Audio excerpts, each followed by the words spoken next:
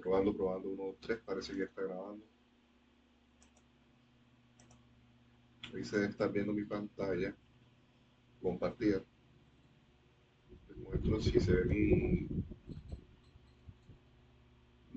mi casa, mi video, porque les había comentado alguna vez de un teclado especial que tiene las teclas como más fáciles de escribir y tengo también una silla especial para trabajar cómodamente durante varias horas. Estas dos cosas son fundamentales, el teclado y la silla. Listo, profe, listo. Vamos por mí, empecemos ya porque creo que no se va ni más nadie, parece. Bueno, esto va a quedar grabado. Yo lo que quiero es avanzar con los temas porque el tiempo pasa, hay mucho tema. Sí, sí, Mientras quede listo. grabado, ustedes lo pueden volver a ver en algún momento. Entonces, arranco. En el tema de hoy, vamos a ver cómo se derivan los beta cero y beta uno estimados que veíamos en la clase pasada. A ver si entrando por aquí a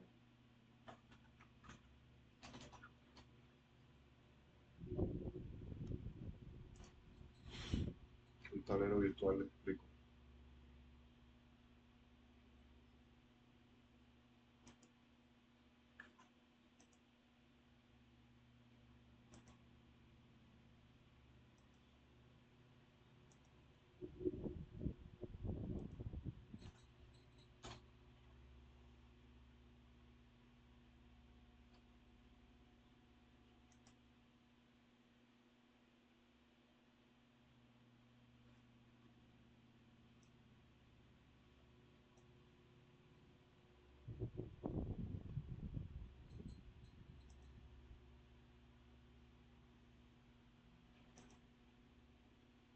Entonces, la vez pasada veíamos que si teníamos un eje de la Y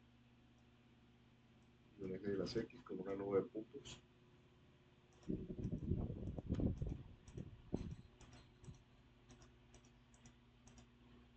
podíamos trazar, ¿cómo pongo esto? Lo pongo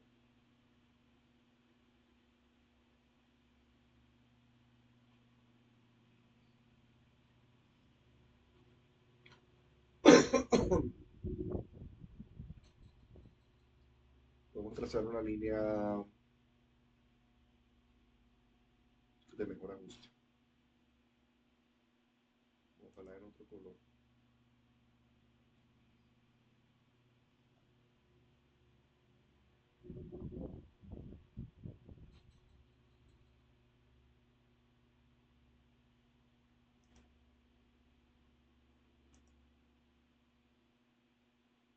Un momentico, me ubico aquí para ver cómo cambia el color.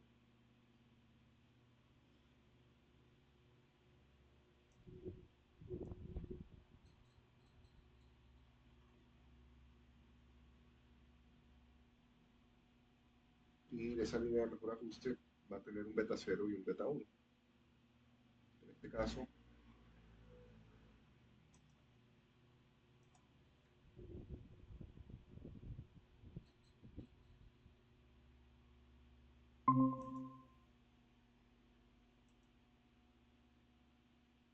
algo como esto.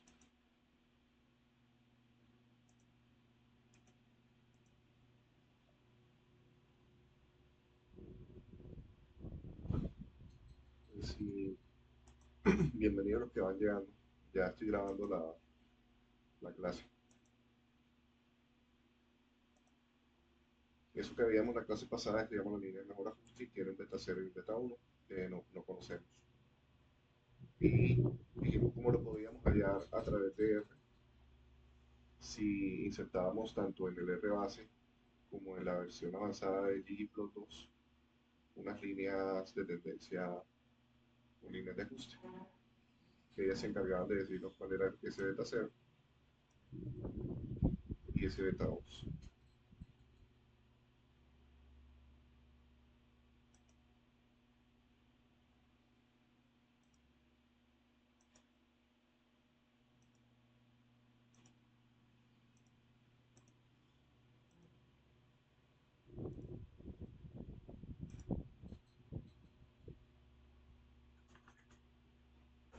beta 0 el intercepto y el beta 1 como la pendiente.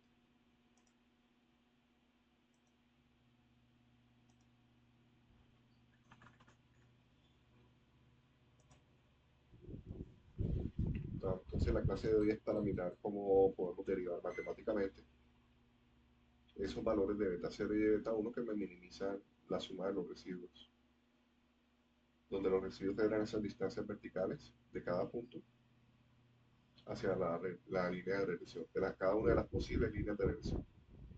Y de aquí a acá, esta línea vertical es el residuo de esa observación, y sería positivo, pero de aquí a acá, de este punto a esta línea de regresión, esta sería el residuo y sería negativo. Entonces la idea es que se puedan sumar, primero elevar al cuadrado para penalizar los puntos que estén más lejos de la línea de regresión y luego sumar. Y esa sumatoria de residuos al cuadrado, la línea que te haga un menor valor de eso, es la que consideras que es la que tiene el mejor ajuste.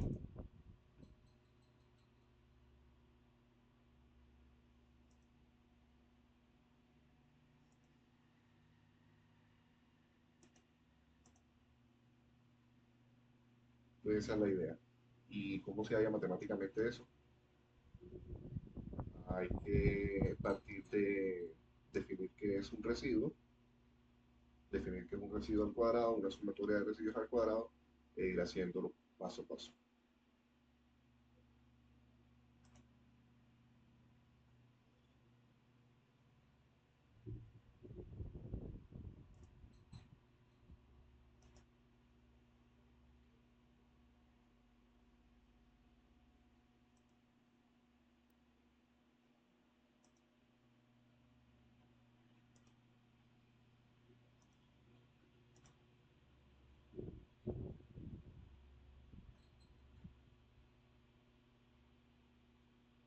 Cuando hay una relación lineal simple, va a ser el caso de hoy.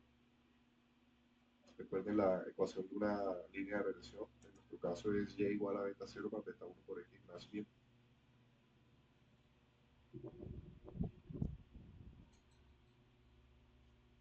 A eso llamaremos la y, que no tiene arriba el burrito, es una y normal, es la y verdadera.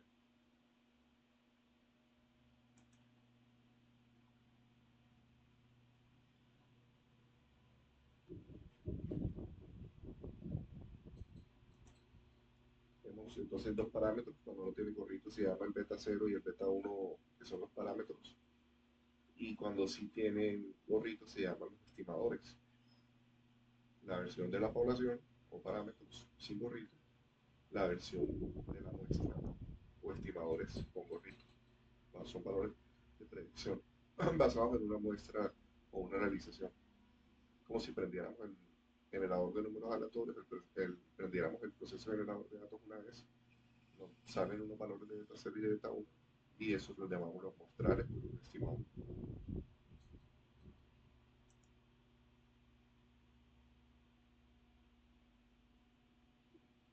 Epsilon es el término de error y es aleatorio.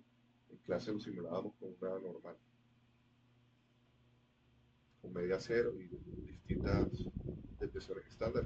Cuando lo poníamos con poquita desviación estándar, esto perturbaba la línea de tal forma que los puntos no se quedan perfectamente ajustados sobre la línea. Pero si esto era bajita la desviación, quedaba muy cerca en el dibujo. Este puede ser un ejemplo de una línea creada con un epsilon o con un mu, con una desviación estándar bajita, pero si le comenzamos a poner puntos mucho más dispersos, mucho más lejos, quiere decir que todos esos datos fueron generados con una simulación en la que el término de error tenía bastante desviación estándar. Y entonces se ensució el ajuste, se perdió la calidad del ajuste de cualquier línea de regresión. Eso lo demostramos en alguna clase, cuando lo modelábamos en él. Le sigamos acá.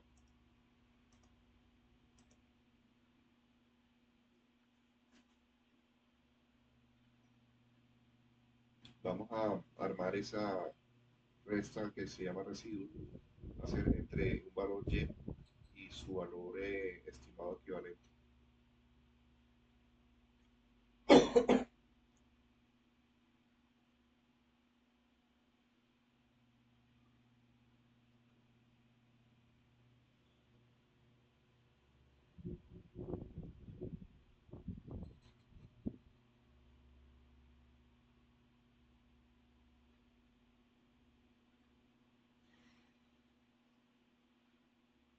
El y es el verdadero valor, la coordenada 2 de cada punto, la coordenada. Aquí lo que están explicando es de nuevo qué son los residuos, que es la diferencia entre el y verdadero y el y estimado.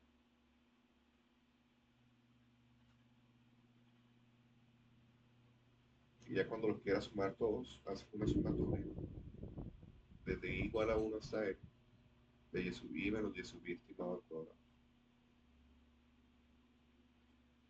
Va a ir un poquito más lento.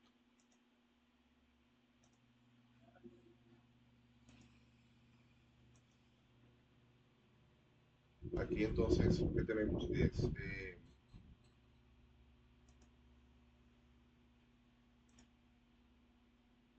lo que queremos hacer mínimo con nuestra línea.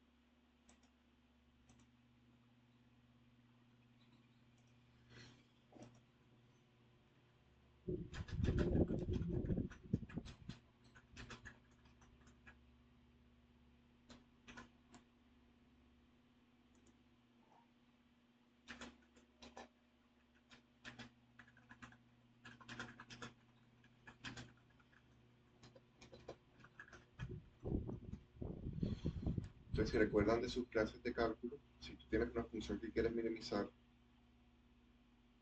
la, la pones, la idea es que hagas con reemplazos de variables, la puedas poner en función de beta 0 y de beta 1, que son las variables que quieres encontrar. Y así vas a poder manipular los valores de beta 0 y de beta 1 que te hagan que la primera derivada de esta función sea igual a 0. Repito, cuando tú tienes una función que quieres minimizar, la reexpresas buscando que haya un reemplazo de variables y que te queden en algún lugar los valores de la variable que quieres encontrar. En este caso, en ninguna de estas dos variables, ni en y1 asterisco, está, ni en y1 gorrito, está expresamente el beta 0 y el beta 1, entonces tengo que hacer algún paso de reemplazo de variables para que sí me queden explícitas. Y cuando ya me queden explícitas, yo simplemente eh, hago la derivada, la primera derivada, igual son derivadas parciales, una con respecto a beta 0 y otra con respecto a beta 1, se igualan a 0 y se despejan los valores de beta 0 y de beta 1, que hacen que esta función sea un mínimo. Allá vamos. Todo lo vamos a hacer paso a paso en el video que tenemos ahí.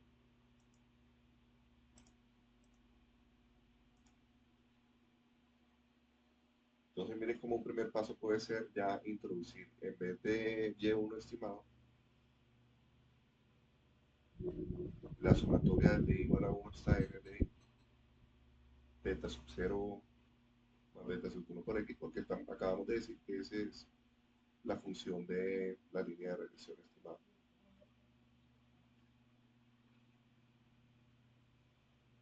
Entonces, esto ya me va a quedar mucho más fácil volverlo, sacarle una derivada parcial con respecto a beta 0 y una derivada parcial con respecto a beta 1, que son los siguientes pasos.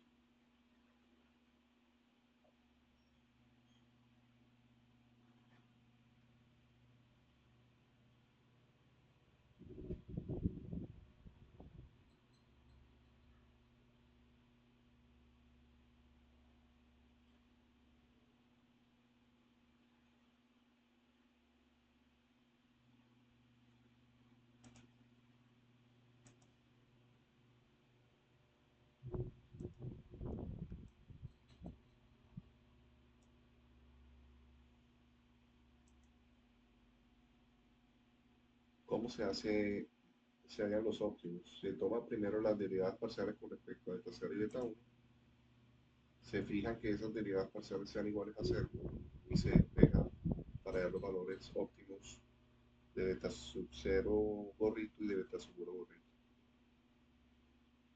Entonces primero, la primera derivada parcial con respecto a beta sub 0.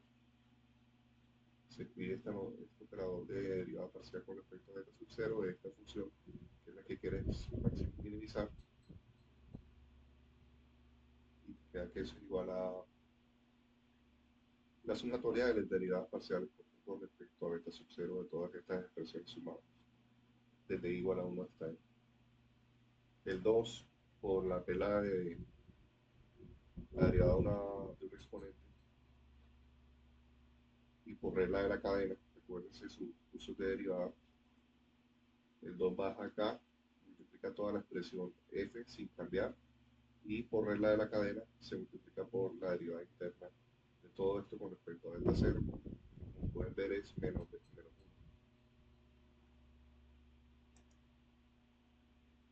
Digamos por este paso así por menos 1. Y entonces ese menos 1 lo que hace es afectarte un poquito el 2 que tenías acá positivo, con este menos 1 de acá te va a quedar negativo.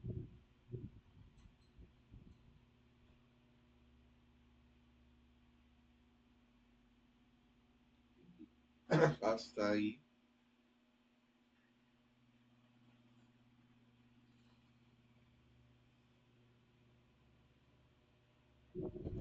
Creo que queda hasta ahí.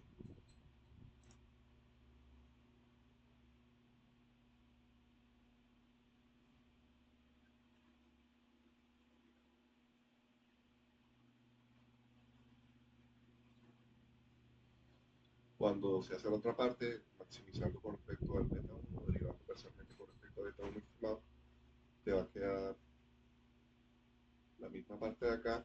Le estás expresando que quieres derivar parcialmente con respecto a beta 1 gorrito. El 2 baja, te multiplica toda la función, y por la derivada interna, que en este caso ya no es menos 1, sino menos xi.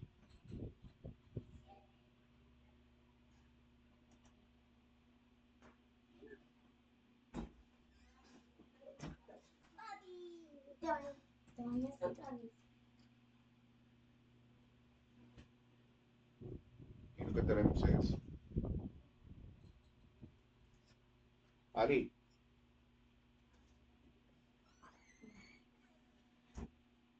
y lo que tenemos es que bajo el 2 se multiplicó por toda la función y por la derivada interna. De ahí otra vez el 2 y el menos x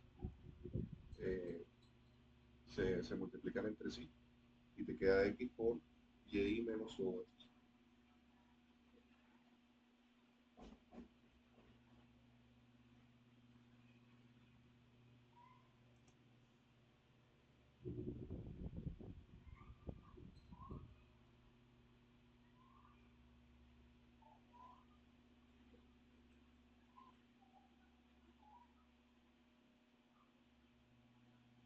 Ambas expresiones, la que hallábamos primero, recuerden cuando derivábamos parcialmente con respecto a beta 0, y la que acabamos de hallar, por aquel tema de que en los puntos críticos de las funciones mínimas, su derivada parcial tiene que ser igual a 0 para que sean candidatas a ser un mínimo. Tomamos cada una de ellas y las igualamos a 0 y nos queda un sistema de dos ecuaciones con dos variables. Ustedes dirán, profe, ¿para qué hay más de dos variables? Pero es que en realidad nuestras variables son únicamente beta 0, beta 1, y las otras las vamos a tratar como si fueran constantes. El y1, el xi y todas estas sumatorias. Entonces, ¿qué podemos hacer acá? Yo creería que este menos 2 se puede ir al lado derecho, se va a volver 0, lo mismo este de acá, y lo que me van a quedar son unas sumatorias de y sub i menos esto igual a 0 y una sumatoria de x sub i por y menos esto igual a 0.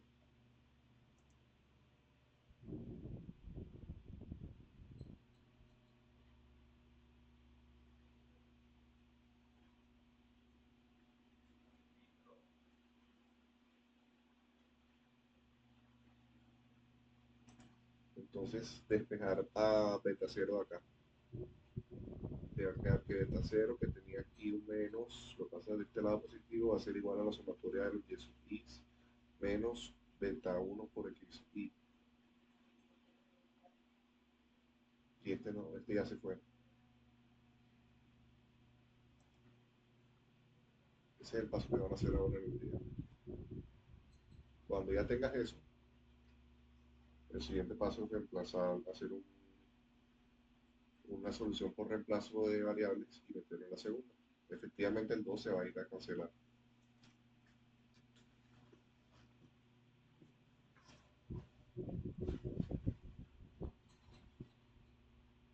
Y este es el despeje que hacen del beta sub 0. Te queda esta primera parte de arriba que, como ustedes saben, la sumatoria de tres términos diferentes la puedes hacer una especie de distributiva que te quede que es la sumatoria del primer término menos la sumatoria del segundo término más la sumatoria del tercer término. Lo tenemos ahí. Introduciste o inyectaste el término sumatoria, que es la letra griega sigma mayúscula, en cada una de estas tres expresiones. Te queda la sumatoria de esto que son seres expresados, no se sabe cuánto es. La sumatoria de algo que es constante, desde igual a 1 hasta n, por reglas de la sumatoria es igual a n por ese valor constante. Y este que es constante por una sumatoria de variables te queda eh, por fuera de la sumatoria, por propiedad también del operador sumatorio. Vamos a ver si se alumbra ahora que le dé play ese siguiente paso.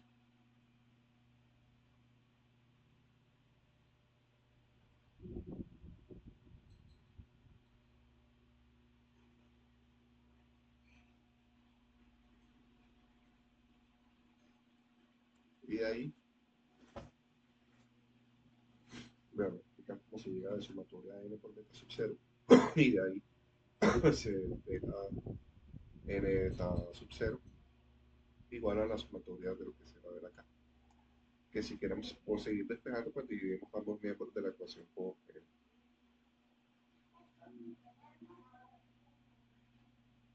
Y esto es un promedio, el promedio de la variable y este es un promedio de la variable x.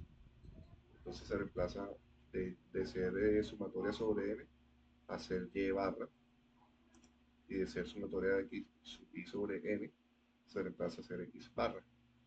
Nos queda que el beta cero estimado óptimo que minimiza los residuos al cuadrado va a ser igual a y barra menos beta estimado por x barra.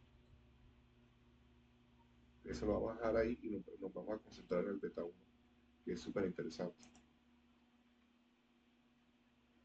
Este es el método por sumatorias para hallar el beta por mínimos cuadrados ordinarios.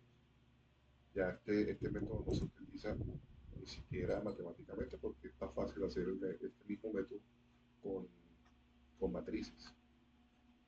Pero hay que verlo una vez y hay que explicarlo al menos una vez para recordar que existe. Entonces, los libros viejos de econometría todo lo hacen con sumatorias.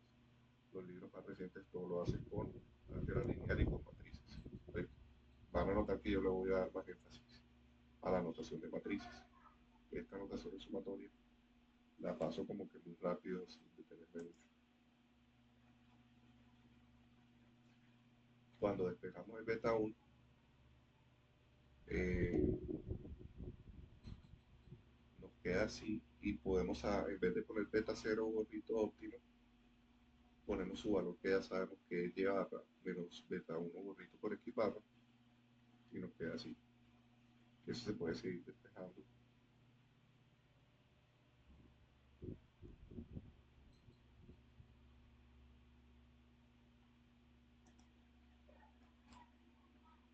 Aquí partieron este paréntesis. Este que estaba positivo va a ser negativo, este que estaba negativo debería ser positivo, pero lo volvieron a cambiar aquí adentro del símbolo y te volvió a quedar negativo acá. O sea, hicieron un factor común de ese beta 1. Y como quedaba positivo lo de afuera y lo de adentro negativo, sacaron factor común menos beta 1.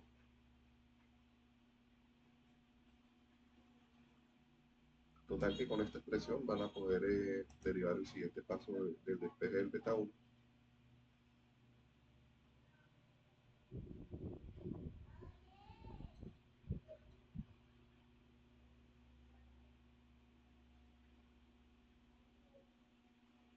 que es nuevamente una especie de introducción de la sumatoria, como si fuera una distributiva. En la primera parte de acá de y sub i menos y barra por x menos esta segunda parte que es x sub i por menos beta 1 estimado por x sub i menos y barra, que también se le introduce como distributiva a la sumatoria. Y lo hacen así para que estos dos términos uno lo pueda pasar al lado derecho, el que tiene la variable de interés, el beta 1 estimado, y el otro lo dejas del lado izquierdo, y al final lo que puedes hacer es despejar el beta 1 pasando a dividir todo lo que nos acompaña, que es el siguiente paso.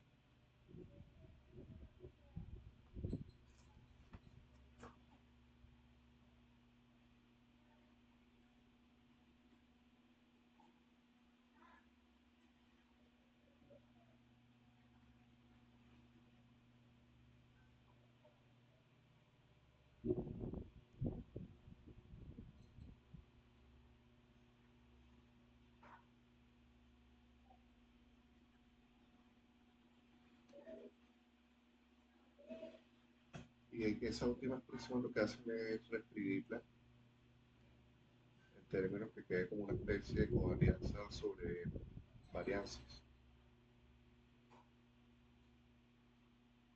Y ahora van a demostrar por qué esta parte de abajo es igual a la parte de arriba. Entonces, lo del numerador es un valor esperado, que es una media de las covarianzas. Son las covarianzas de x con respecto a y. Y el denominador es la varianza de x.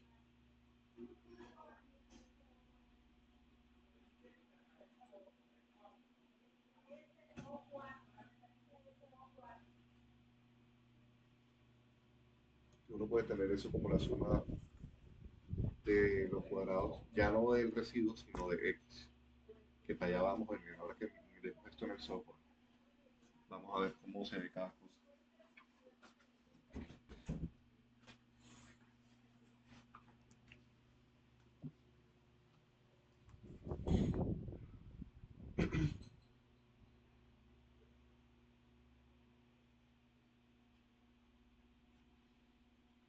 Este sí es importante que yo le tome una fotico y la mande al grupo, la del beta 1. Quiero ver si al final me lo pone bonito para yo tenerlo fácil de capturar. Parece que no. Aquí está.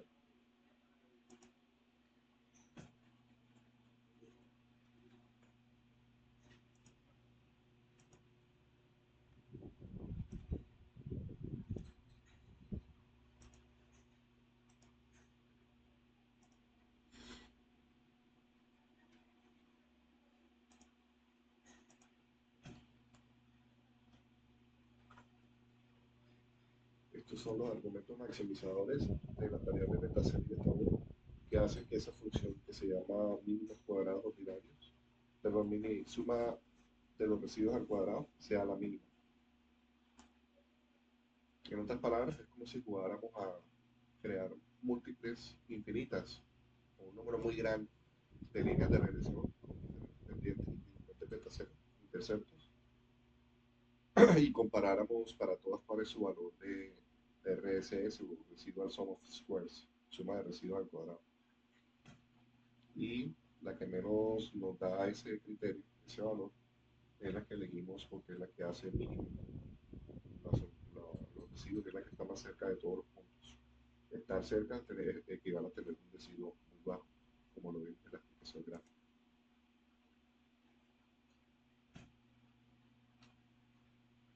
Entonces noten que son un montón de pasos. Si estuviésemos en un curso de econometría hace 20 años, esto habría que aprendérselo paso a paso todo. Nosotros, en cambio, lo que nos vamos a aprender son como el primer pasito de la gráfica a la ecuación, entender esta ecuación, esa línea de regresión se llama y gorrito igual a beta cero gorrito más beta uno gorrito de X. Dos, saber armar el residuo al cuadrado, la suma de los residuos al cuadrado. Y tres, el siguiente paso inmediato, que es cómo volver esto algo en función de algo que tenga beta 0 y beta 1. Es decir, que donde vean el y gorrito, van a reemplazarlo por esta expresión de acá. Yo creo que aquí lo apunta. En otras palabras, armar la función objetivo si es algo importante que sepamos hacer.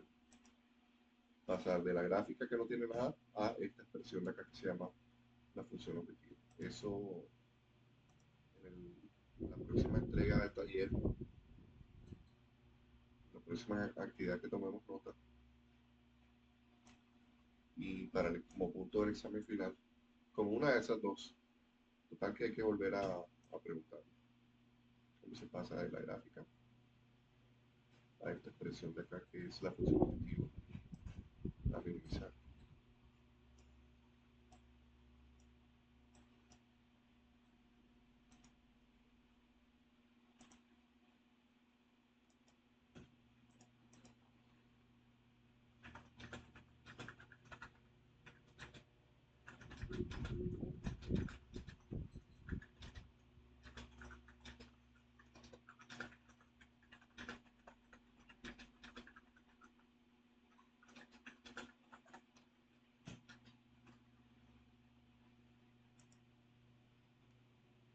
Todos los demás pasos sí ya me parece exagerado que aprendamos a hacer ese procedimiento.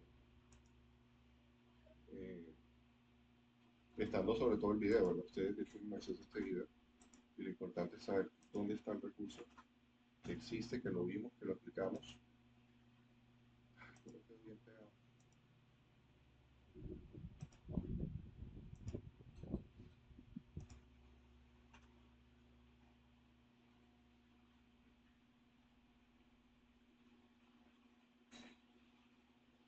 Esto probablemente también está en el libro guía, ahora lo miramos, en qué parte del libro guía está. Yo no sé por qué a veces le pego cosas en WhatsApp y no me pone la miniatura.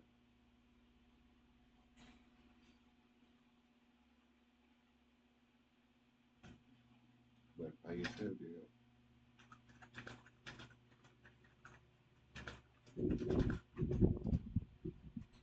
Si miramos en el libro guía, probablemente ahí esté también todo eso. El libro de stock en el capítulo 4.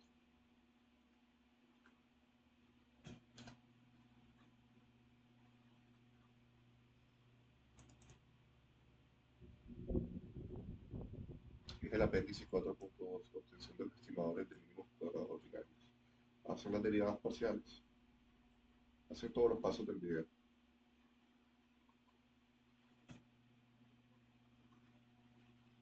Llegan a ese beta 0 que habíamos puesto allá y con base en eso también llegan a un beta 1. Ajá, igual al de allá. Aquí lo que cambia es que le ponen en las sumatorias el contador abajo y el contador arriba. En el video lo dejaban huérfanos y los numeritos igual a una estaré. Pero esto es exactamente igual.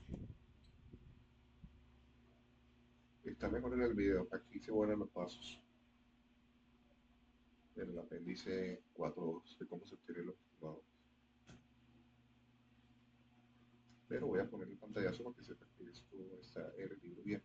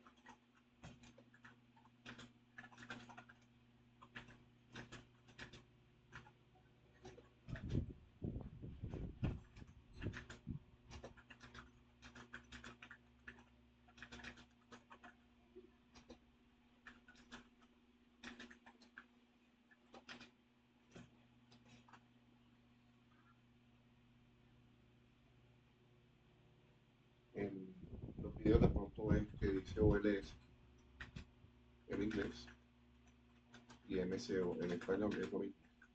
Es la traducción de Ordinary Least Squares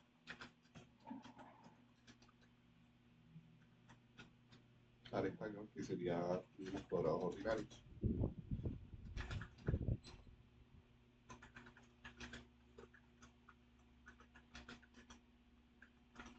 Que es una pésima traducción de tomar la suma de los cuadrados de los residuos y minimizarlo. El método debería llamarse la minimización de la suma de los residuos al cuadrado. Pero fue como más corto escribir MCO, mínimo cuadrado. Solamente MC, porque el ordinario es obras. El ordinario es simplemente para referirte que no lo vas a hacer con valor absoluto o con otros casos especiales, sino que lo vas a hacer con la sumatoria simple, sencilla y ordinaria.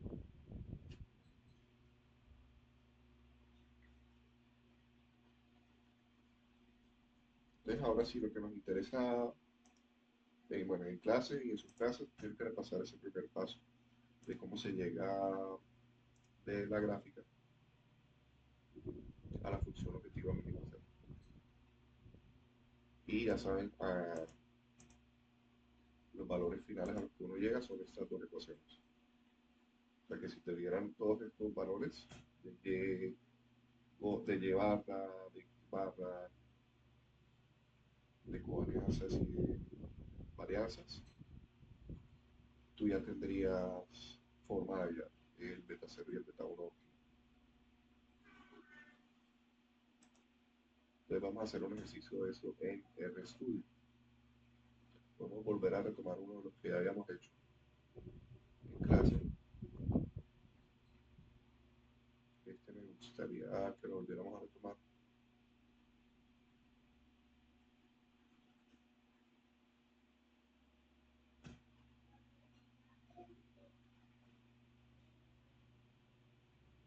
En este yo les había dicho que la ecuación era 2x, creo. Y igual a 0 más 2x más un término de error. Pero yo no sé si yo les pegué el... Bueno, lo voy a volver a hacer. Y así vemos desde cero cómo es el tema.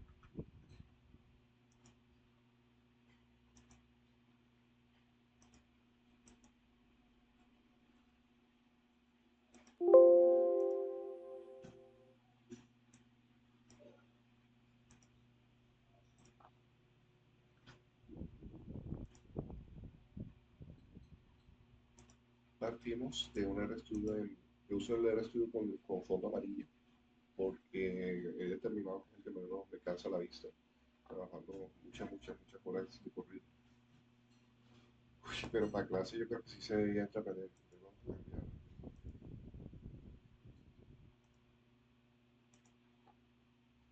Sea bonito o alto. Entonces estamos en un RStudio común y corriente, lo vamos a llamar derivación de beta 1 óptimo, es decir, derivación del beta 1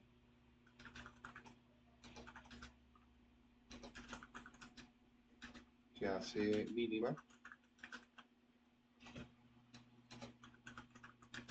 la RSS, suma de residuos al cuadrado.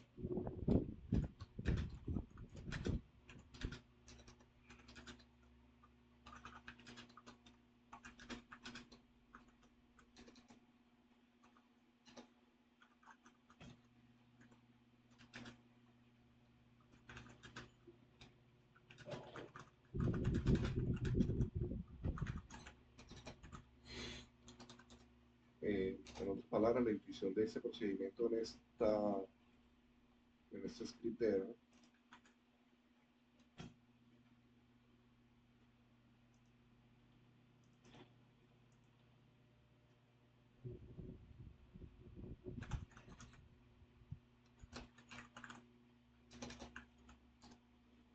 es la intuición de si pudiésemos trazar muchas líneas con diferentes pendientes de beta 1, ¿cuál sería la que está más cerca de de todos los puntos de una nube de puntos cualquiera, para cualquier caso?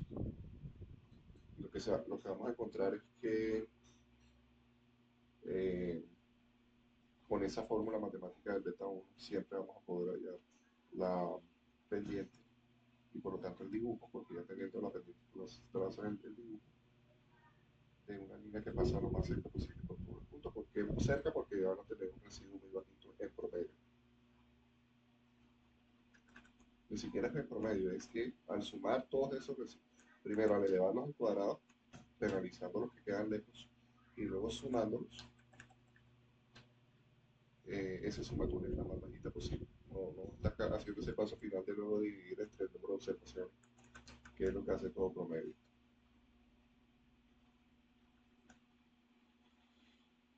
Bien, entonces usemos cualquier valor de X, variable de entrada.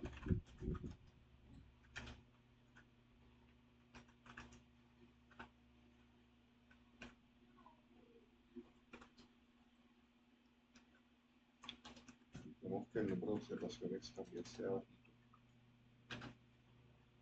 pero manejable, no es 35.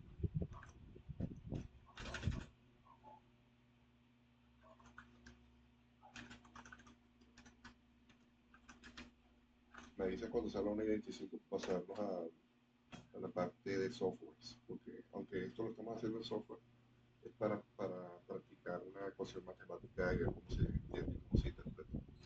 ¿Qué ecuación matemática? Las que pasé al WhatsApp al final.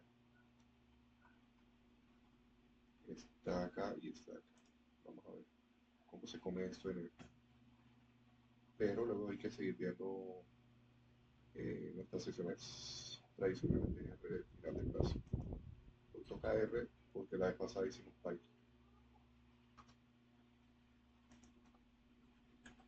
Entonces jugamos esto con una media de 10, una media de, no sé, 15, mejor, una desviación estándar de 2.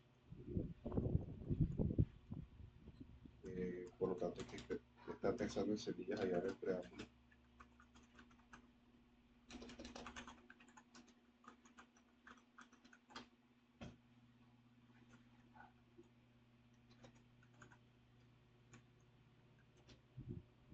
Vamos a hacer una prueba que no me quede ningún X negativo, que es lo que quiero.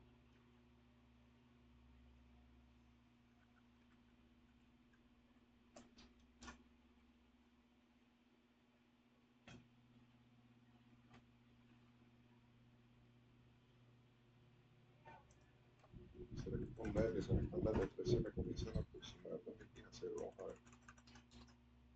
8.3, puedo seguir incluso subiendo.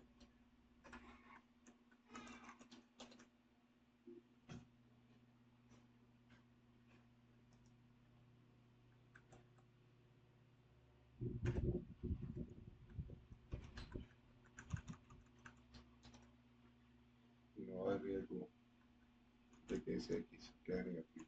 Bien.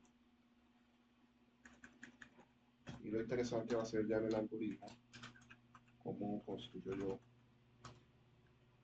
a la función de y o variable dependiente. ¿Por qué? Porque lo voy a hacer como una cosa que sea un beta 0, que tengo que definir ahí arriba en la sección de entrada.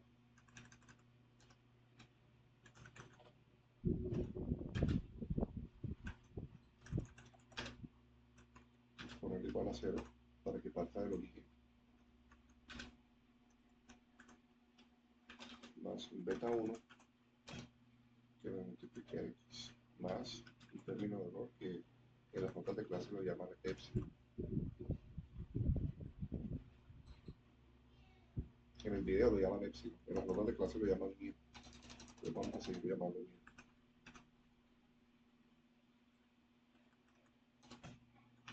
Total que le ponemos a este beta 1 un valor de 2. Más 2. El más se omite. Se entiende que si se omite es porque 2 tácitamente. Y lo que tendremos entonces es que aquí falta definir el mir. Lo puedo poner aquí directamente para ahorrarme líneas de código, que tengo que en una sola línea de código, o poner arriba, en el paso previo. Vamos a generarlo en un paso previo.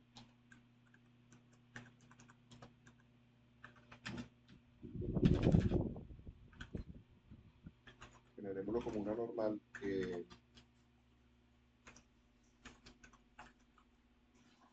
tenga el mismo número de observaciones, media cero, y por lo pronto creémoslo muy poquita desviación alrededor de la línea de regresión 0.1. Recuerden que vamos a ir poniendo eso, ¿vale?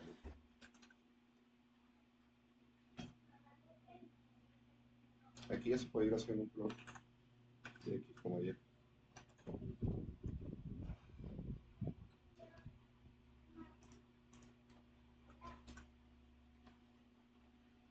Me quedó muy poquita variación, ¿cierto? Porque ensayamos con un poquito más de desaceleración por aquí, algo como 0.5, para que la nube de letras, perdón, la nube de puntos y tenga un poquito más de residuos hacia arriba y hacia abajo.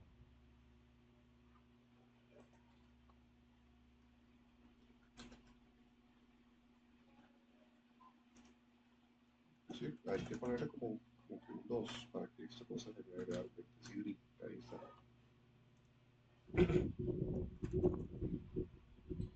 Bueno, esto era solo para probar.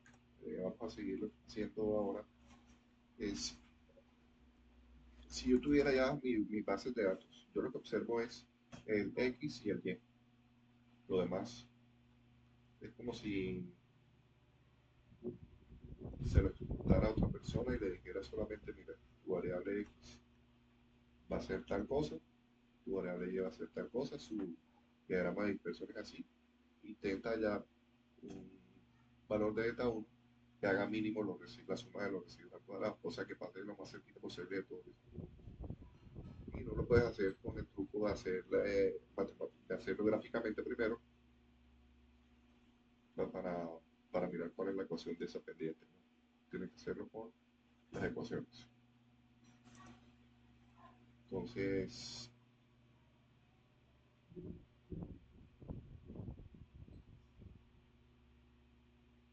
va a ser una cosa bien interesante porque es como recibir en otro archivo. Ese es el que contiene el proceso generador de datos, pero puedo tener otro archivo donde yo solamente recibo, esto es lo que ve el estudiante de econometría, el estadístico, el experto en estadística.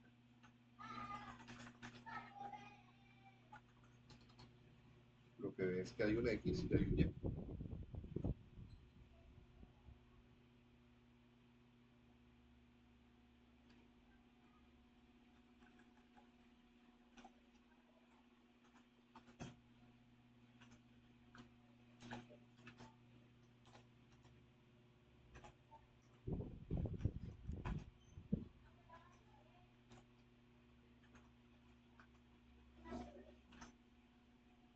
Uno ve ese X, lo observa, uno ve el otro Y,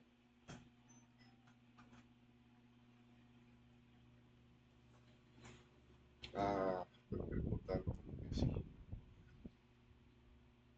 sin la ecuación.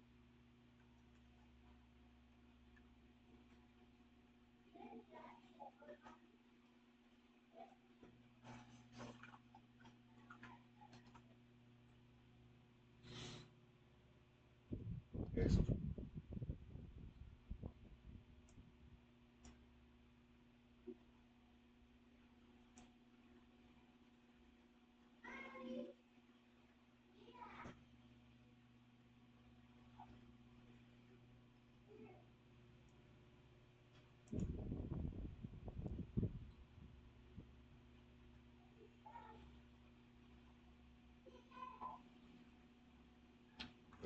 Como lo otro, sí, voy a copiarlo rápidamente.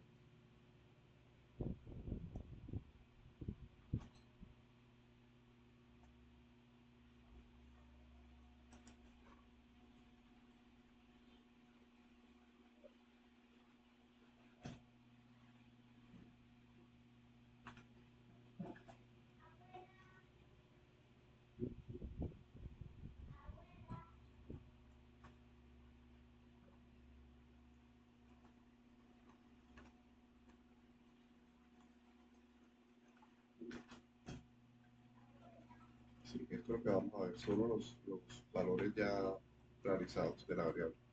No tenemos su proceso generador de datos. Esto es lo que va a pasar en la vida real. Cuando miremos PIB, inflación y todas esas cosas, no sabemos cuál fue su ecuación.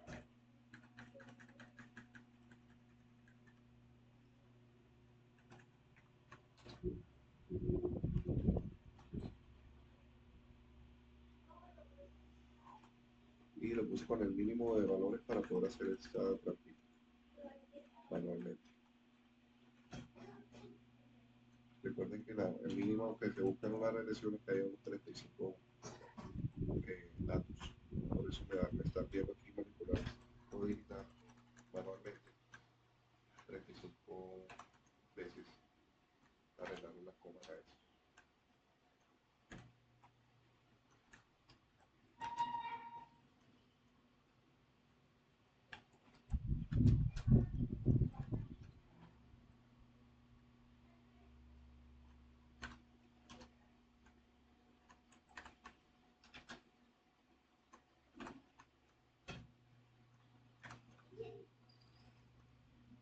Ya casi termino.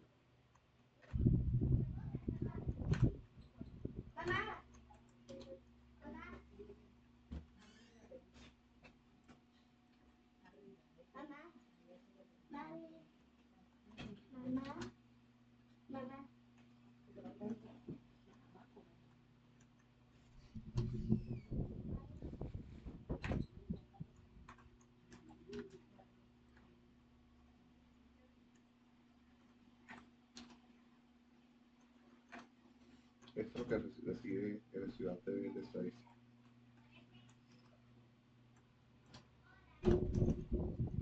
Una variable X.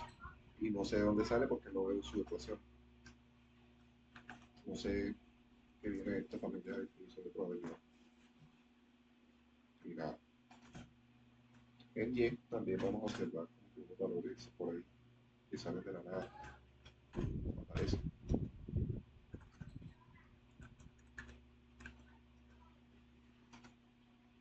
Vamos a copiarlo lo más rápido posible acá. Igual.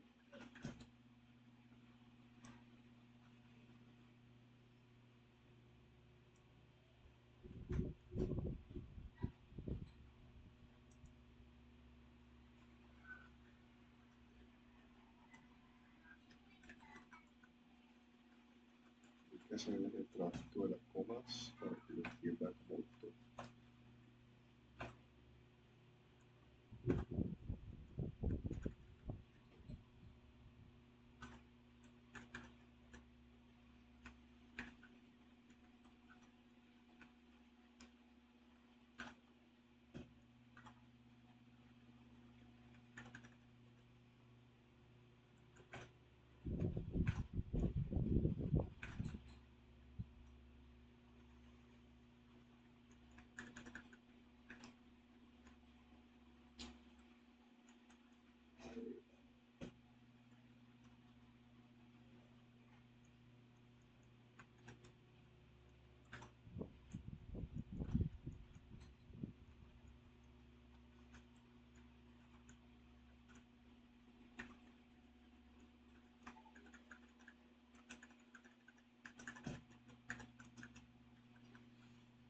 A ver cómo sería más rápido esto así.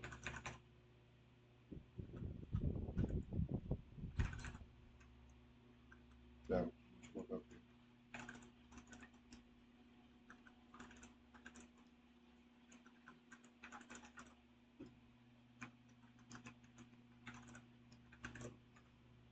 Ah, bueno, la última coma no sé.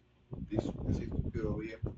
Yo no tengo nada en como estudiante de estadística o de econometría, no tengo información de los procesos generadores de datos. A mí me llegan estas dos variables X y Y.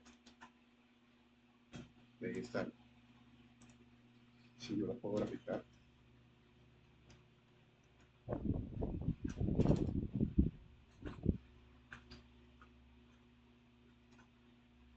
y al graficarla pues voy a tener una intuición de más o menos si me tocara dibujarlo a mano alzada por dónde pasaría la línea de mejor ajuste. Si lo, pues, sí tenemos una intuición, pero no lo vamos a hacer por el lado de la intuición, lo que vamos a hacer es crear un valor, una variable que se llama RSS, que va a tener para todos esos 33 valores de X y de Y, la diferencia entre el valor eh, el Y verdadero menos un Y estimado. Y gorrito, en inglés Y hat, Y hat. Y luego voy a comenzar a variar los valores de beta 1, que es el que más me interesa cambiar, para que este numerito sea el más bajito posible. Cuando encuentre un beta 1 acá abajo, jugando con distintos valores, como si fuera una simulación, que haga que esto sea lo más bajito posible, yo paro y digo, ya minimicé esa función. No hay ningún otro valor de beta 1 porque ya lo ensayé, que me haga que esta cosa y menos 10 sea lo más bajito posible. Y eso es lo que hace la ecuación, pero de una manera, lo resuelve de forma analítica y ahí lo estaremos resolviendo de forma computacional, o sea, a la fuerza, enseñando todos los valores. Y lo que hace la ecuación es decirte, oye, no lo tienes que hacer con ese método computacional porque ya con la ecuación lo puedes hacer. Lo importante es que al final nos den igual las dos cosas. Yo creo que alcanzamos a hacerlo en la 1 y 18. Comencemos por descomponer. S, Y hat, S,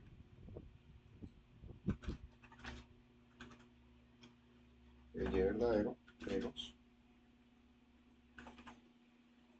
un Y estimado. Y ese Y estimado dijimos que era igual a un beta 0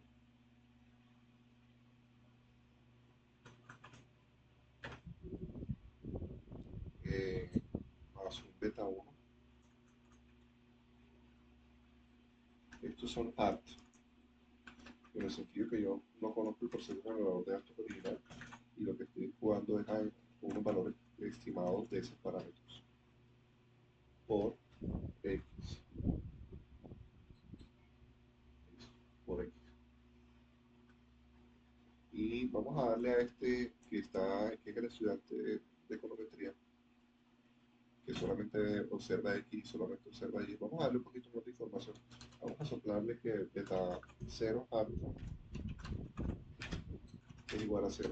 Pobrecito, no lo dejemos tan perdido, vamos a darle esta información, que es igual a la del parámetro. El parámetro, Dios sabe que beta 0 es igual a 0. Vamos a comenzar dándole esta información y que se dedique a buscar el beta 1. Ese sí no le demos ninguna pista. Ya sabiendo que beta 0 vale 0, el arma de esta ecuación y en beta 1 le toca seguir distintos valores. Vamos a hacer un escenario pesimista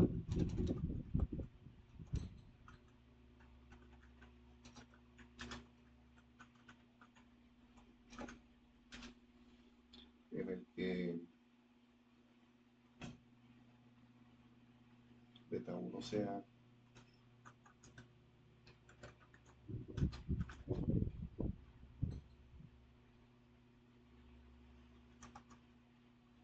negativo.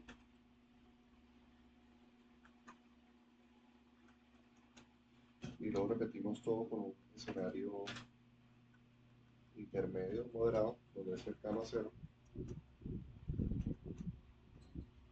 y lo repetimos con un beta 1 que sea positivo.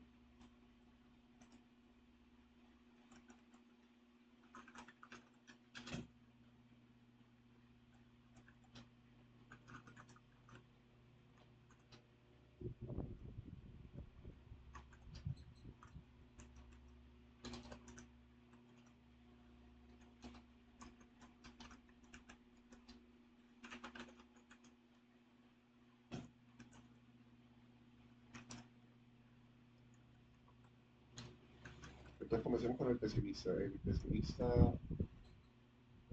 yo le digo, bueno, beta 1 hat, creemos lo que sea negativo y es grande, algo así como menos 5. Créame entonces un hat que tenga todos estos datos y con ese hat créame un RSS voy a llamar el RCS del escenario pesimista.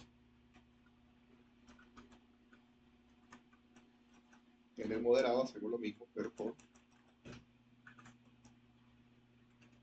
un valor de beta 1 cercano a 0, vamos a poner 0.1. Y eso me va a dar un RSS moderado a partir de esos datos. Y luego uno que sea el optimista, que se repita todo.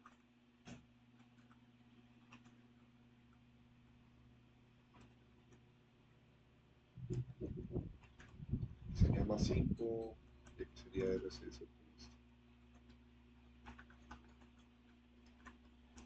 Lástima no estar en clase, pero sé que al quedar esto grabado, el que sea vicioso, va a intentar replicar esto, además que al final le puede poner el código en WhatsApp. Y ya me quedan 3 minutos antes de pasar a la parte de él. Entonces vamos a imprimir ya como salir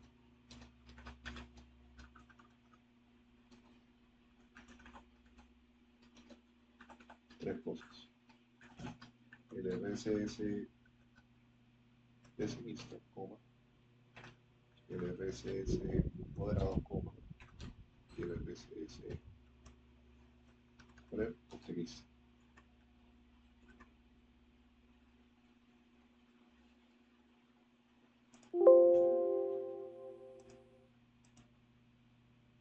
Recuerden que este fue calculado, el que me va a salir a la izquierda va a ser calculado, suponiendo que, porque yo no lo conozco, yo solamente observo los yes y los x. Ahora ustedes me dirán, profe, pero es que si usted hace un plot de x, y, eso sí me está dando una pista a usted más o menos de cuál es el valor de beta 1. Porque si beta 1 es la pendiente, yo ni siquiera experimentaría con valores de beta 1 negativos, porque se observa claramente que beta 1 tiene que tener una pendiente positiva. Entonces ahí, como estudiante de econometría, yo le diría bien, muy teso. Ya usted ahorraría mucho tiempo de adivinanza al recibir la información y ya comenzaría con unos escenarios más apropiados, donde los tres valores que elegiría serían todos positivos, pero uno bajito, uno mediano y uno grande. Pero si el estudiante no se la pescó al hacer el plot, que eso tiene que ser positivo,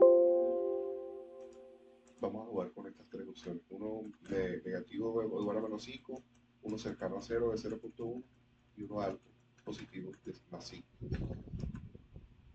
Imprimimos los tres valores al final. Yo le di print, sí.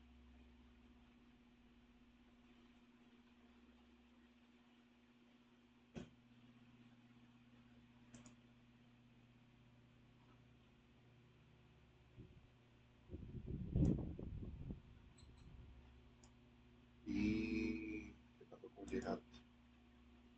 Vamos a ir haciéndolo de a poquito.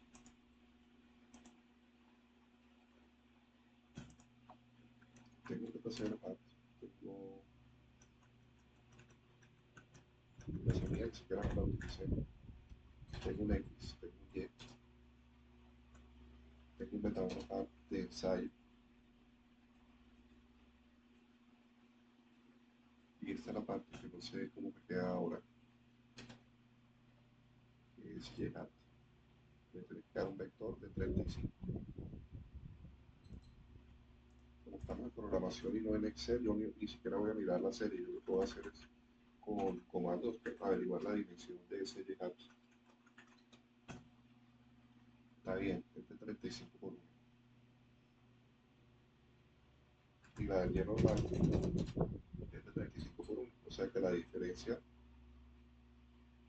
tengo que sumarla al final. El RCS es la suma de coger esto. No, primero elevarlo al cuadrado.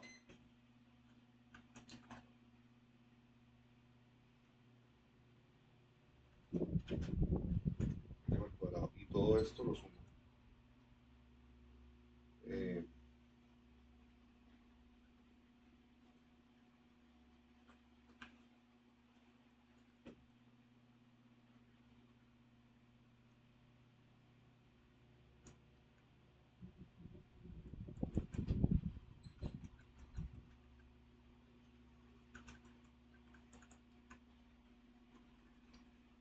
en una RSS.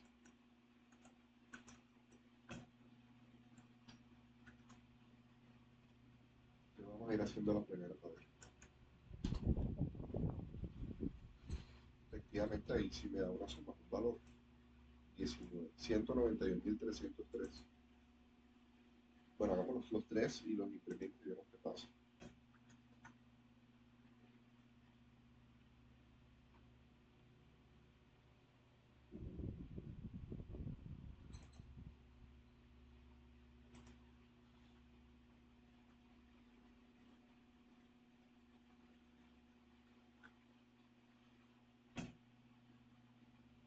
Me equivoqué en todas. Como ya yo tengo ojo de águila para eso. Bien, corremos. Soy el estudiante de estadística o de econometría, solo me observo X y Y. Bueno, me soplaron también que el beta 0 era 0. Ahora tengo que jugar a mover el beta 1 para ver cuál hace que la RCS sea la menor posible. Voy a hacer 3 ensayos inicialmente. Cuando uso una RSS negativa, es más, vamos a redondear esta cosa para que no me quede valores con decimales.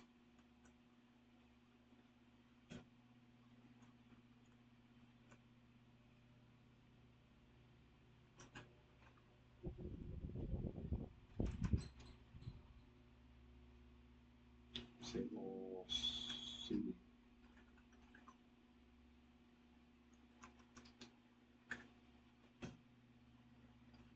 sí existe, sí.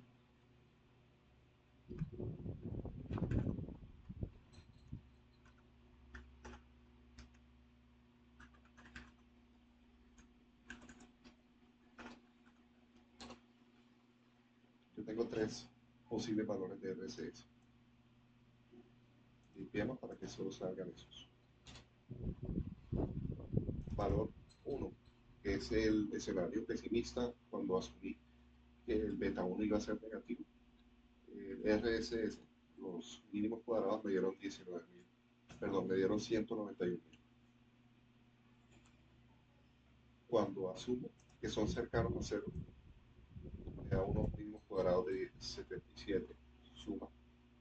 Y cuando asumo que es de más 5, me da unos mínimos cuadrados de 191.304. Por lo tanto,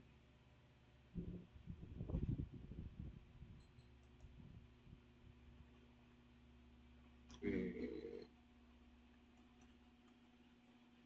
el que está tibio, los dos fríos son el bajito de menos 5 y el alto de más 5.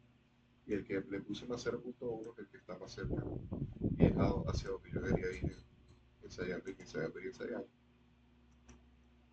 Y si tuviese mucho tiempo, esta persona con tiempo puede, a punta de ensayo de error, llegar a hallar el beta 1 que efectivamente usé.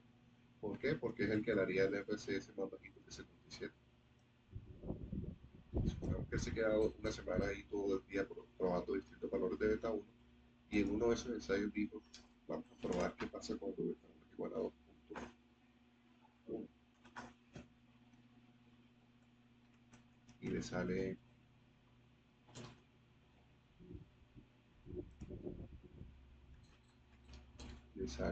33.745. Y él dice, bueno, vamos a ver qué pasa cuando beta 1 es igual a 2.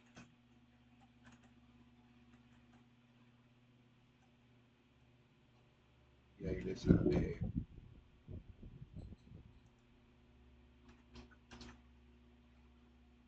30.608, pero no está, sigue ganando el de la mitad.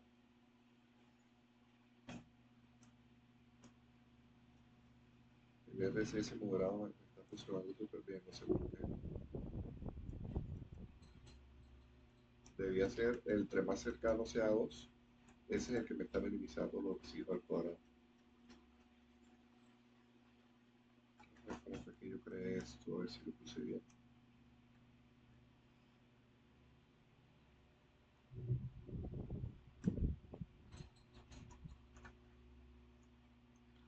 Beta 1 por X y beta 1 lo creé con un 2. Sí, ese es el que me tiene que minimizar los residuos. la suma de los residuos al cuadrado. O sea que esto habría que revisar a ver porque está dándole como de todos los negativos cercanos a cero y positivo, el cercano a cero me está dando un valor rarísimo. Vamos a tener que verlo a ver.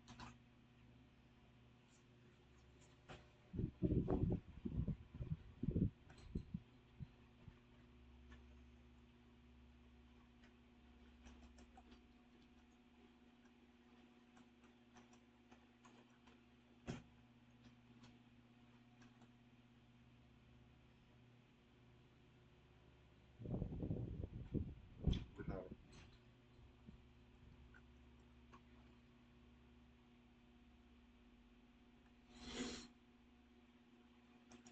Entonces lo chévere de enseñar econometría así es que uno sabe cuál es el modelo estadístico, lo tienes en la página de al lado.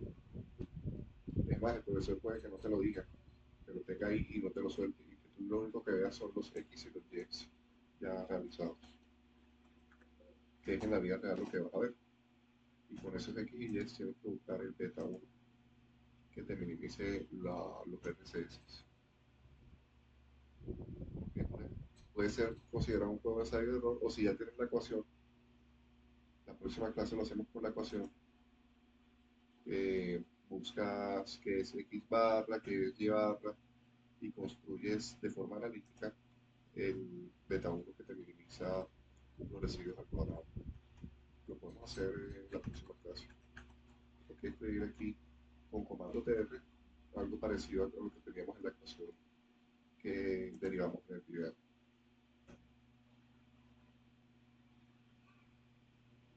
Apenas estamos conectados 6. Voy a pasar a la parte de, no, menos de 6. Ali, Ana María, José y Juan. Voy a pasar a la parte de practicar software, porque ya por hoy tuvimos suficiente teoría. Esto hay un error, hay que revisar qué pasó ahí con el escenario moderado. Está dando con una RCS muy bajita, que le gana incluso a la verdadera. Ahí yo tengo para entretenerme mirando qué fue lo que pasó. Cuando lo corrija, se lo puedo pasar. O le puedo pasar lo que está ahí, ustedes tienen pendiente de que tenga un error. Vamos a hacerlo así.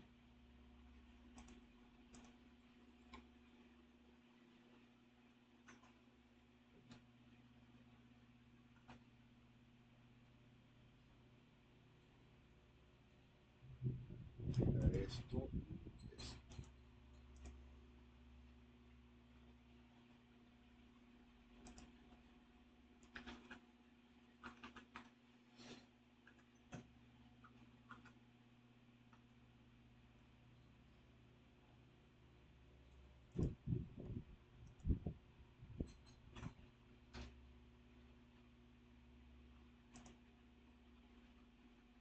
Bueno, cerremos todo y vayamos a Elgar Studio Limpio, un JS en blanco.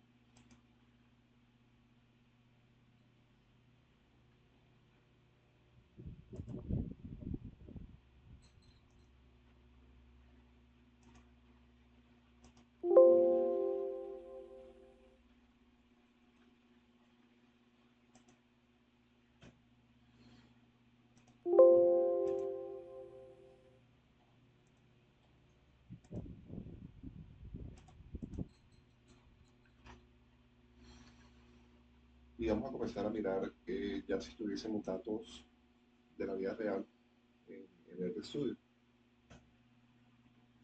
Procedemos a abrir un dato que yo procesé y limpié, que son indicadores del Banco Mundial.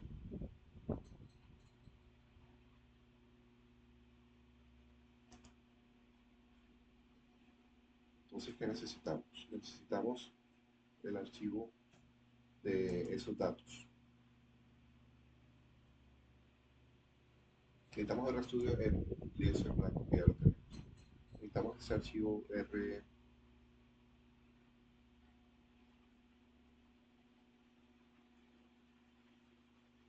¿Cuál era? Era uno de estos dos.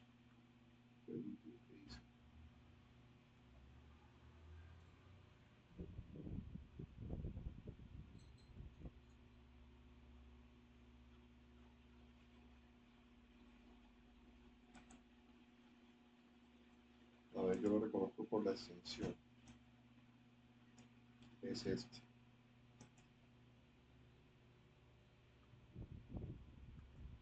Entonces ustedes en su computador tienen una carpeta donde ponen las cosas de econometría. Vamos a suponer que esa carpeta se llama econometría. Ahí tienen una base de datos ya hecha por el profesor que se llama tf-bajo, listo. Y está en un formato .rar.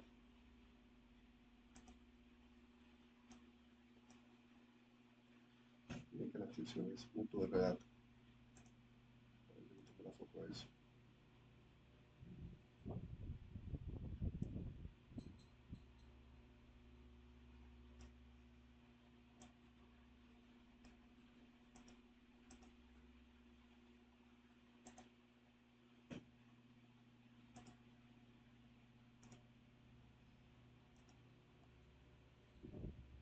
Estamos en la parte de leer datos en el RStudio. La forma más fácil de leer datos en el RStudio es que te entreguen un archivo .rar. Porque lo que vas a hacer es que tu script, donde lo vas a leer, esté en la misma carpeta donde está el archivo de los datos. Ojo con eso. Tengo mi script en blanco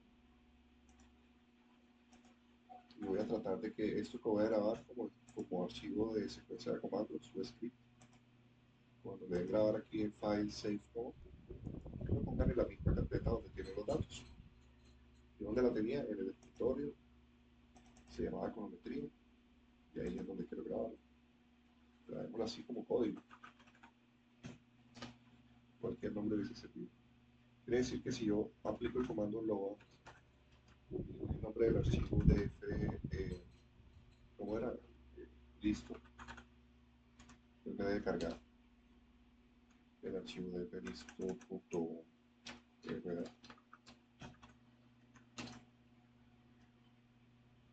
Si estamos en la misma carpeta.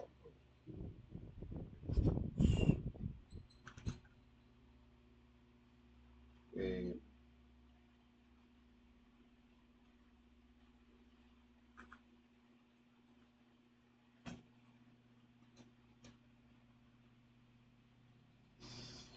¿Cómo se mira eso?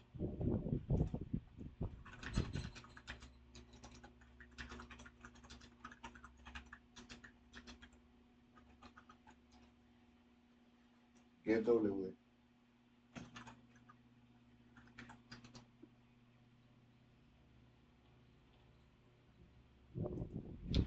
Ajá, pero es que ya no estoy en... lo que quería evitarme era trabajar con rutas y efectivamente no hubo manera de evitarlo. Si yo pongo el código en la misma carpeta de la base de datos, de todas maneras tengo que usar una ruta porque el directorio de trabajo es uno arbitrario que utiliza RStudio y no donde está almacenado código. El código lo metí directamente en la misma parte de la base de datos. Chao.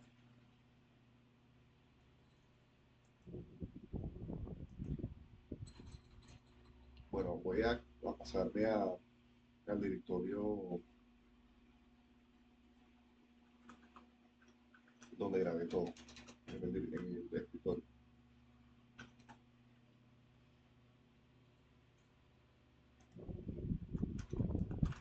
Pero esto es súper doloroso para la persona que está aprendiendo a ver. Por eso yo no lo enseño, sino después.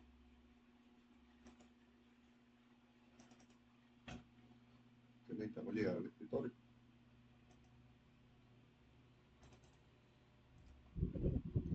Carpeta de geometría.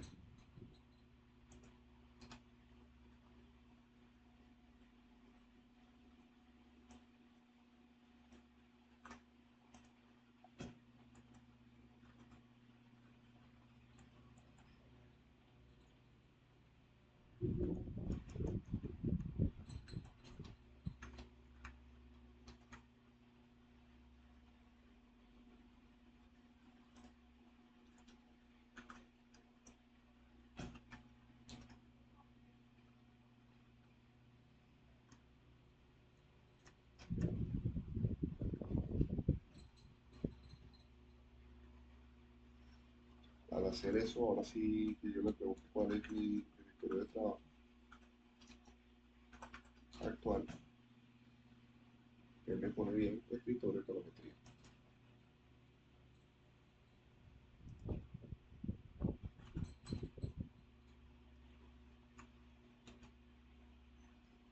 Y ahí tengo esta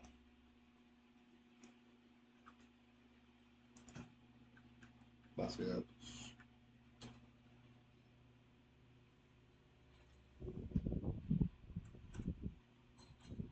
Realmente que me falta sea algo como esto. Sí. Bueno, la mínima forma de enseñar bases de datos en R sin meterme con rutas es con dos comandos. Uno que me cambie a la que creé, que es con CWD, y otro que me lo cargue con el comando load. Cuando ya lo tenga, les va a salir un data frame que lo pueden mirar como si fuera un Excel. Entonces les voy a compartir ese data frame, perdón, ese archivo .rdata, se llama data frame listo,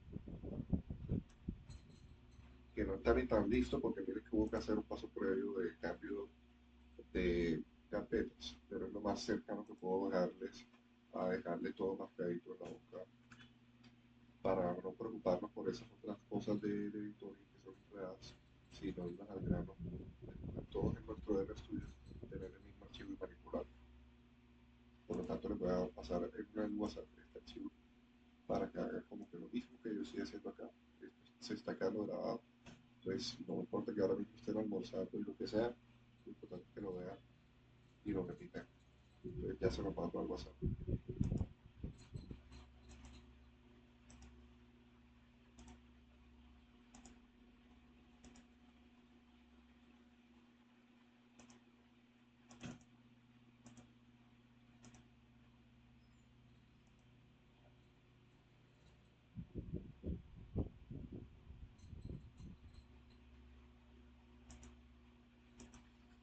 De pronto, el paso previo podría ser que hubiese un comando que me fije el directorio actual.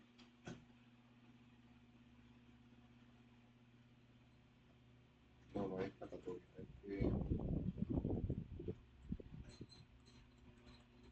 Escribir la ruta y si escribe la ruta, él te la va a escribir mal porque no la escribe con estas barras espaciadoras. Eh, y va a ser el problema que lo puedan hacer. En sus casas, sepan cómo son los separadores entre una carpeta y otra. Y eso cambia según el computador, según la versión de Windows, si es Windows, si es Mac. Es un tormento explicarle a un grupo de estudiantes cómo unificar y homogenizarlos. Entonces, yo ni siquiera puedo pasarles esto y decir que lo hagan igual porque no sé si así es como va a funcionar. Entonces, la única forma de saber cómo lo hace tu computador es como hagan un comando previo allá de sus casas que se llama file.choose, donde seleccionen en el escritorio donde tienen la carpeta que acaban de crear, ¿cierto? Se llama geometría, pongan cualquier archivo. Y la forma como él te imprima al hacer ese file.choose te va a decir cómo lo vas a tener que copiar acá arriba. En mi computador me lo imprime con unas barras backslash dobles. Pero seguramente en algunos de ustedes, si tienen Mac, si tienen Windows, pero es otra versión de no sé qué cosa, el sistema operativo, puede que te salga en vez de backslash, que salgan slash, que son las que van como para adelante. O sea, que son estas. Perdón, estas. O puede que no te salga una, sino dos. Que no te salgan dos, sino una. Entonces, enseñar esta parte de las rutas en R es mejor evitarlo al comienzo. Y luego sí dedicarle en particular a ajustar todas las variaciones de todo lo que puede salir mal, porque es un dolor de cabeza. Yo creí que si ya les daba el truquito de poner todo en el misma carpeta, solo tenía que hacer este comando load y ya con eso lo cargaba. Pero entonces vamos al grano. Si ya superan ese tormento de cómo se carga, cuando tengan el data frame, una forma de examinarlo es abriéndolo para ver cuáles son sus estructuras, pero recuerden que si estamos en un lenguaje de programación, lo mejor es mirar cosas como cuáles son las variables que contiene.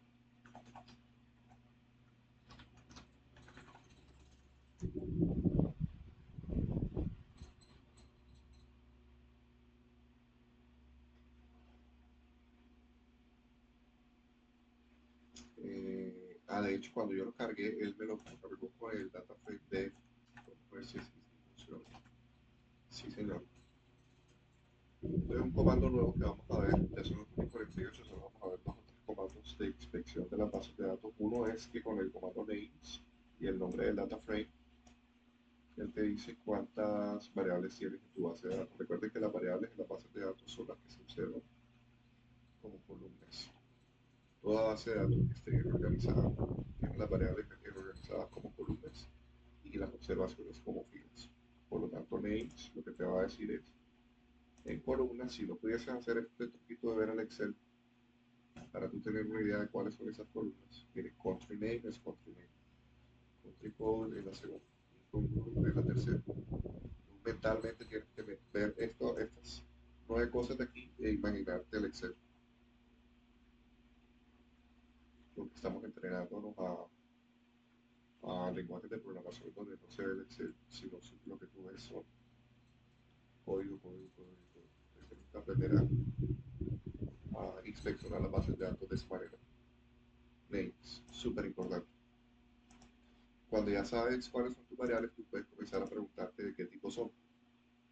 Y si dice names, te dio todo eso y tú dices, bueno, ¿qué tipo es en mi data frame? Y cuando coloques al lado de data frame un círculo peso, él te va a sugerir cada uno de los nombres de esas nuevas variables. Entonces puedes ir una por una a preguntarle cuál es su clase. Resulta que country code es formato texto. ¿Qué quiere decir? Que estas letras A, F, E, A, L, B, D, Z, A y A, S, I, N, si estuviesen en un Excel, Bueno, aló, aló, alguien se le prendió el micrófono allá. Bien, si estuviesen en un Excel, se llamaría country code el nombre de la variable y tendrían un valor acá. Y el tipo de variable o la clase que tendrías acá sería text.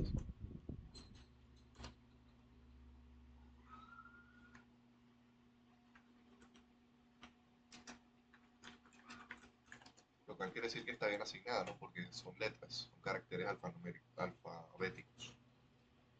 Entonces por hoy vamos a parar ahí. Solo alcanzamos a ver dos comandos de inspección de bases de datos. Tres, si contamos el load. El primero fue load. El segundo fue names. El tercero fue class.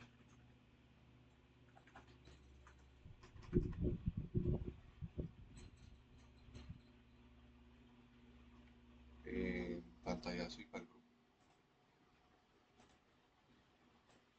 Y esta ya es una base de datos de la vida real que hasta ahora nuestras bases de datos habían sido simuladas. Estos son indicadores del Banco Mundial. Y sería chévere empezar a hacer relaciones a eso para, incluso para ir adaptándonos a lo que va a ser el trabajo de investigación. Ya ustedes lo tienen en la aldea, vayan revisándolo. Ese trabajo tiene que hacerse con bases de datos de la vida real, variables de la vida real, así como este que estamos enseñando del Banco Mundial. Entonces, pantallazo y para